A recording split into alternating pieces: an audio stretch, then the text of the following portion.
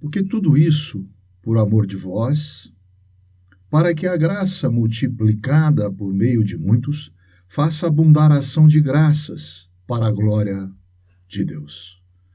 Por isso, não desfalecemos, mas, ainda que o nosso homem exterior se corrompa, o interior, contudo, se renova de dia em dia.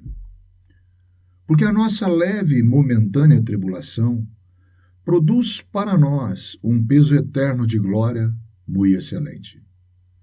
Não atentando nós nas coisas que vemos ou que se veem, mas nas que não se veem, porque as que se veem são temporais e as que não se veem são eternas. 2 Coríntios capítulo 4, verso 15 a 18. No capítulo 7 de Apocalipse, a começar pelo versículo 13, os versículos são semelhantes ao texto que lemos pela manhã na reunião de leitura do capítulo 21 do mesmo livro.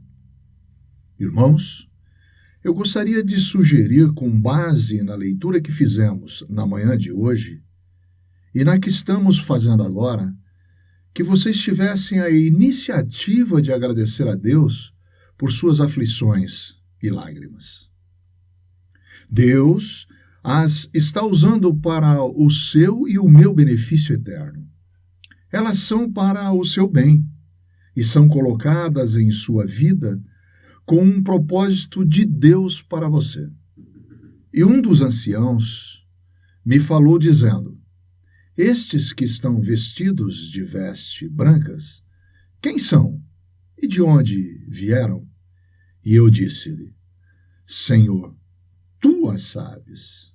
E ele disse-me: estes são os que vieram da grande tribulação e lavaram as suas vestes e as branquearam no sangue do Cordeiro.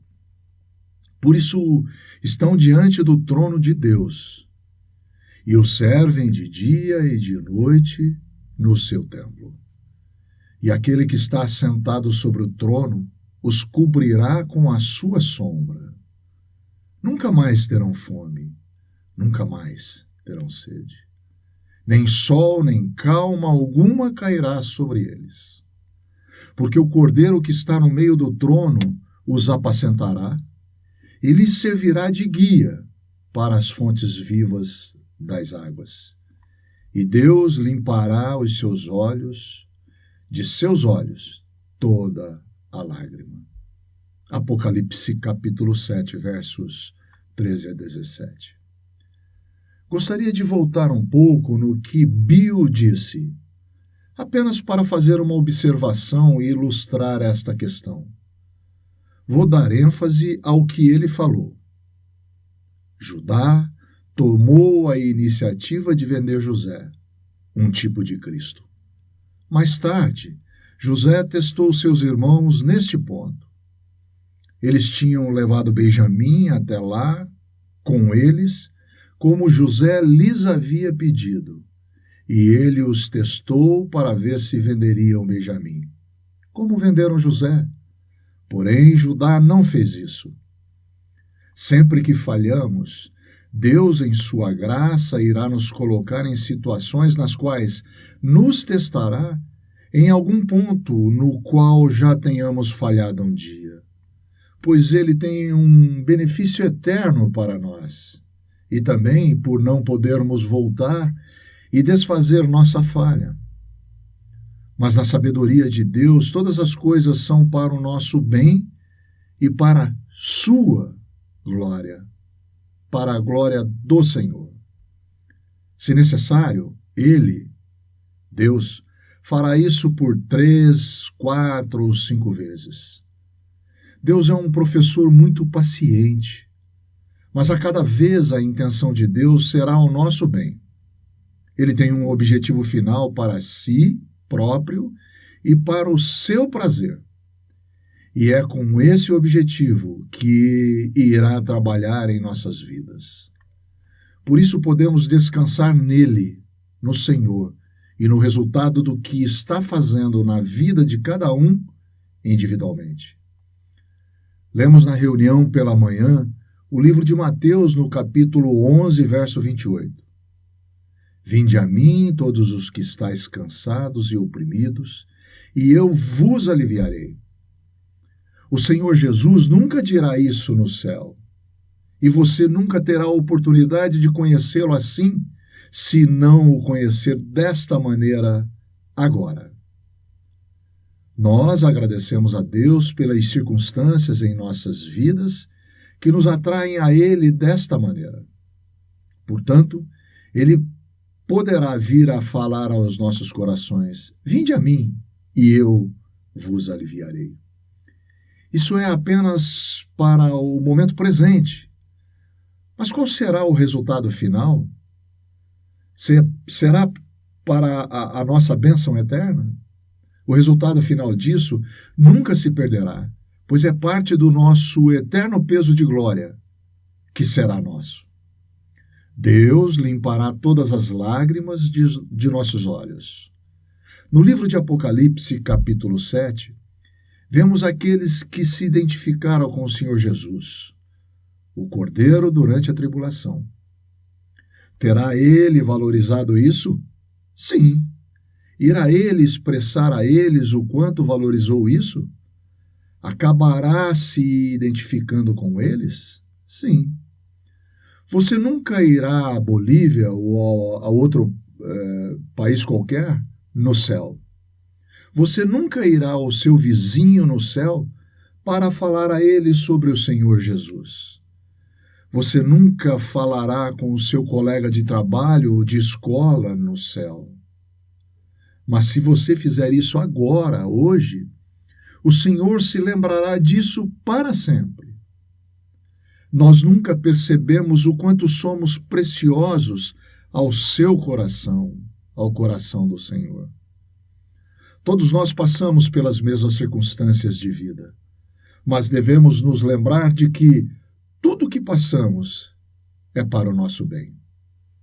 Nós até podemos não viver a vida como deveríamos, ou como Bob nos encorajou a viver. Mas naquilo que diz respeito a Deus, Ele nunca se esquecerá. Nós podemos viver pensando no momento presente. Podemos viver só para o agora.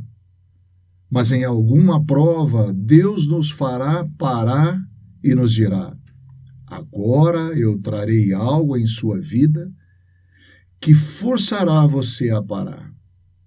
Talvez seja dor, talvez seja tristeza, ou algum sofrimento que você traga sobre si mesmo. Mas o coração de Deus, isso é para o seu bem, porque Ele nunca se esquece de seu propósito eterno. Ele nunca se esquece do eterno peso de glória, que é o seu propósito para a bênção sua e a minha também. E Ele também nos encoraja a aceitarmos isso, e se eu pudesse, acrescentaria que deveríamos abraçar isso e dar graças por isso. Esse é o propósito de Deus para o nosso bem. A partir dessa situação, Ele produzirá o que o honrará e irá cumprir o seu propósito. Apenas gostaria de acrescentar um último ponto, que já citei anteriormente e que é muito precioso para mim. Abram, por favor, no livro de Gênesis 45. Então José não se podia conter diante de todos os que estavam com ele, e clamou: fazei sair daqui a todo homem. E ninguém ficou com ele quando José se deu a conhecer a seus irmãos. E levantou a sua voz com choro, de maneira que os egípcios o ouviram, e a casa do faraó o ouviu. Profeticamente, esse é o Senhor Jesus durante a tribulação, no processo pelo qual seus irmãos de Israel serão restaurados a Ele, E na passagem diz que José chorou em voz alta. Não acredito que nossas lágrimas cessarão quando o arrebatamento acontecer, pois Deus está formando agora uma identidade em mim e você, um relacionamento que nos identifique com o Senhor Jesus Cristo. Se é que posso falar assim, nossas lágrimas não cessarão até que as dele cessem. É por isso que essas palavras irão se cumprir na eternidade, e não agora. Você está chorando por algum motivo agora? Virá o dia quando você verá o Senhor Jesus chorar, como fez José muito tempo atrás, quando os seus irmãos terrenos, os judeus, estiverem sendo restaurados a ele durante a tribulação. Em Gênesis capítulo 42 a 50, encontramos 7 vezes José chorando, e ele é uma figura de Cristo. Nessa ocasião, você já estará com Cristo, verá suas lágrimas e irá chorar solidário a ele. Hoje, enquanto ainda é tempo de você verter suas próprias lágrimas, você está aprendendo o que o torna capaz de ser compreensivo, amoroso e solidário. Você não poderá aprender essas coisas no céu. O que você está aprendendo agora o capacitará a penetrar nos sentimentos do Senhor e se solidarizar com Ele quando estiver chorando por ocasião do doloroso processo de restauração de seus irmãos a si mesmo. Em Apocalipse capítulo 7, lemos desses irmãos judeus que Deus faz passar pelo necessário período de tribulação para levá-los ao arrependimento e restauração. Enquanto estiverem passando por isso, o Cordeiro que morreu por eles se entristecerá por eles e acompanhará seu período de sofrimento, chorando, inicialmente a portas fechadas, como fez José, e depois juntamente com eles. E nosso coração, depois de termos aprendido em nossa vida na terra o que eles estarão aprendendo, irá compartilhar com o Cordeiro a dor de assistir aqueles amados sofrendo, apesar de aquele sofrimento ser necessário para eles. Quando terminar o processo, o Cordeiro que chora por eles será o mesmo que irá enxugar todas as lágrimas de seus olhos. Quando todo o pecado que traz sofrimento e lágrimas tiver sido removido da criação de Deus, então Ele, que agora nos faz passar por nossos próprios períodos de lágrimas, irá pessoalmente enxugá-las, até a última lágrima de nossos olhos. O resultado é que teremos corações sintonizados em honra, louvor e adoração a Ele eternamente. Mais uma vez, transcrito de uma fala de Don Hull em uma conferência bíblica na Bolívia.